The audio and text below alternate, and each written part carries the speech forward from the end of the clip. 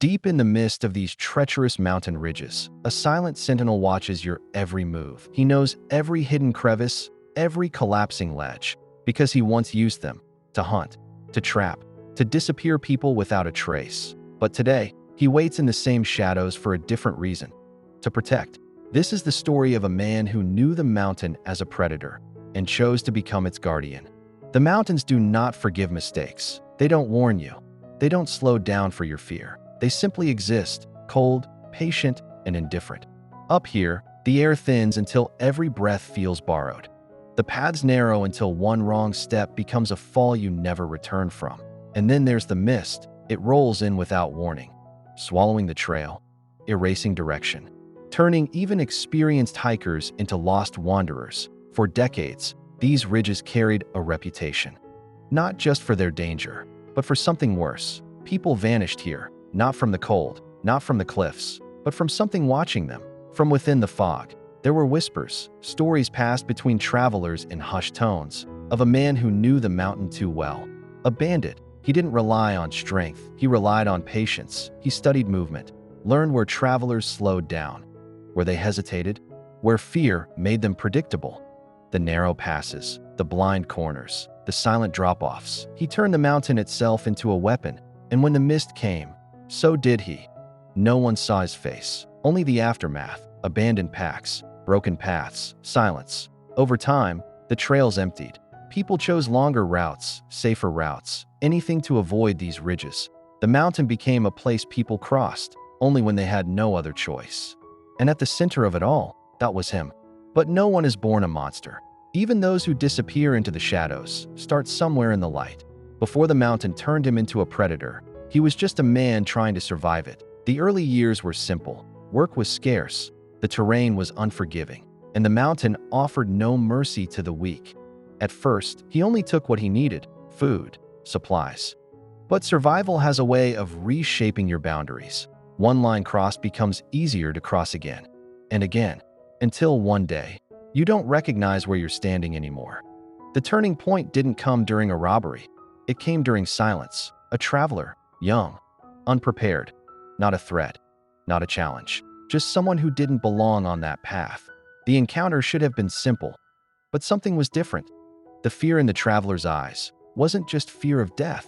It was something deeper: helplessness.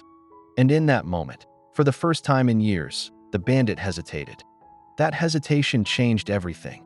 Because once doubt enters a life built on certainty, it doesn't leave. He let the traveler go, but the mountain didn't.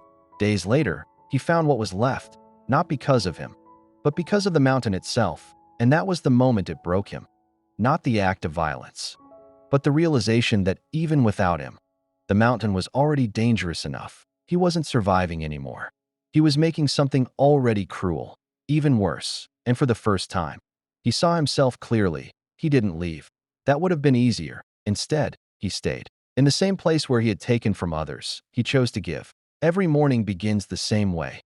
Before the mist rises, before the trails fill, that he prepares a lantern.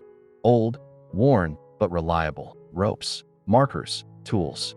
He walks the paths long before anyone else, checking for loose stones, reinforcing weak edges, marking dangerous turns. Places he once used to trap people, he now protects them from. He knows where the ground shifts after rain, where ice forms before dawn, where the wind pushes harder than expected.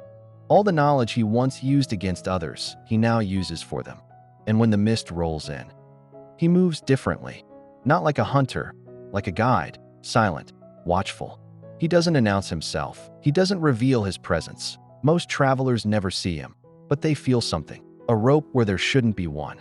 A marker guiding them back to the path. A light flickering in the distance, just enough to follow. And somehow, they make it through.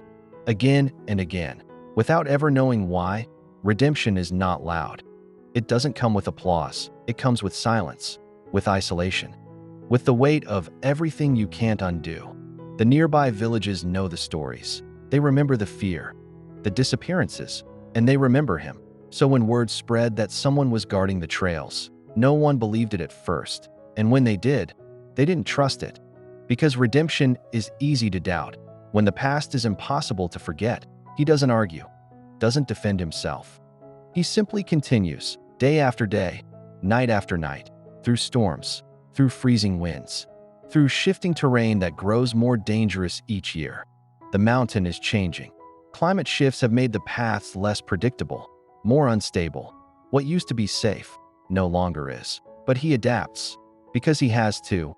Because every mistake now is someone else's life. Years pass, and slowly, something changes, not in him, but in the mountain. Fewer accidents, fewer disappearances, more travelers completing the journey, more stories, not of fear, but of something else. Luck, guidance. Some call it coincidence, others call it fate. But those who've walked the trails at their worst know the truth. Someone is there, watching, waiting, not to harm, but to help. And sometimes, if you're quiet enough, you might see it, a faint light, cutting through the mist, moving just ahead of you, leading you forward, never close enough to reach, but never far enough to lose. He doesn't need recognition.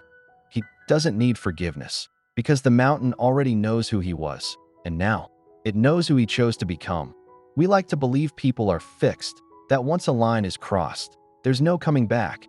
But the truth is, every path, no matter how dark, still leads somewhere. And sometimes, the same place where someone lost themselves becomes the place they finally find who they were meant to be.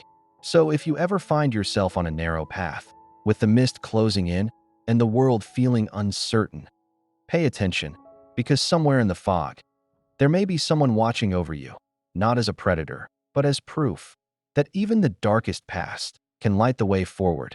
And in the distance, you'll see it, a single lantern, cutting through the silence, guiding strangers home.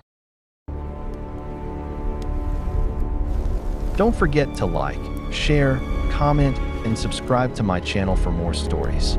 Thanks for watching.